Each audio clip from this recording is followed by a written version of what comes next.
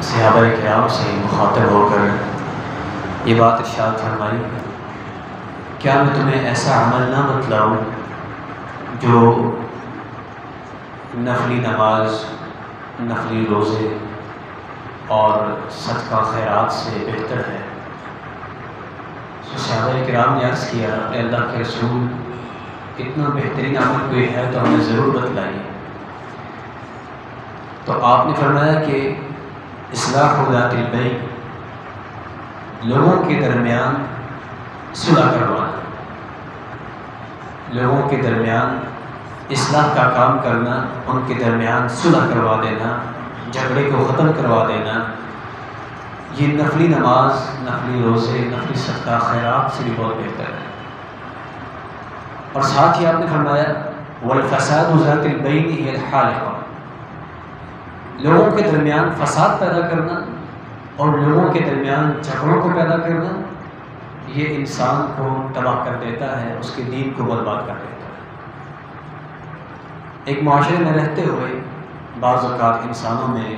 اونچ نیچ ہو جاتی ہے، جھگڑے بھی ہو جاتے ہیں، لڑائی بھی ہو جاتی ہے،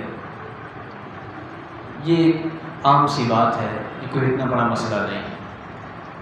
لیکن اس جھگڑے کو طول دینا اور صلح سے دور رہنا، اپنی انا کا مسئلہ بنا لینا اور ضد کر لینا، یہ کسی مسلمان کے لیے بات جائز نہیں۔ حدیث کے اندر یہ بات ملتی ہے، کسی مسلمان کے لیے بات جائز نہیں ہے کہ اپنے مسلمان بھائی سے 3 دن سے زیادہ ناراض رہے۔ اگر آپ کی کسی کے ساتھ ناراضگی ہو بھی گئی ہے تو بہت حد تک 3 دن تک آپ اس سے ناراض رہ سکتے ہیں، اگرچہ یہ بھی مناسب عمل نہیں ہے، لیکن اس سے زیادہ کسی مسلمان بھائی سے ناراض رہنا یہ قطعاً جائز نہیں ہے۔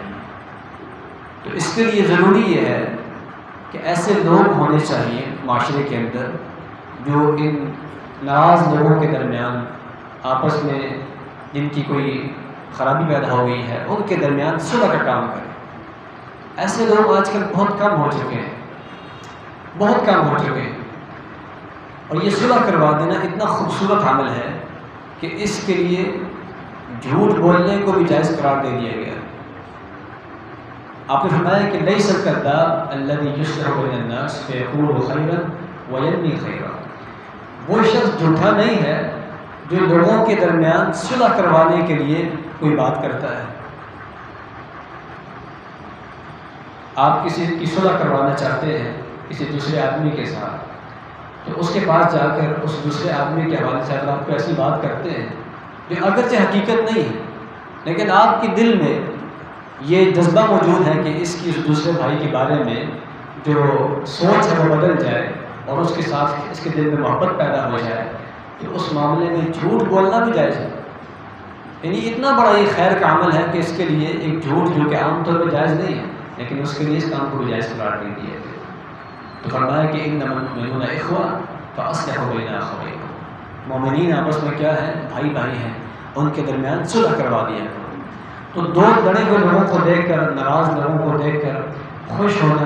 اس پر ہنسنا، اس پہ تالیاں بجانا اور اس پر یہ کہنا جو ٹھیک ہے لڑتے رہیں آپس میں، مجھے کیا لگے، یہ کسی مسلمان کا طرز عمل نہیں ہو سکتا۔ بلکہ مسلمان کا طرز عمل تو یہ ہے کہ وہ کوشش کرتا ہے کہ اس کے ذریعے سے معاشرہ آپس میں جڑ جائے،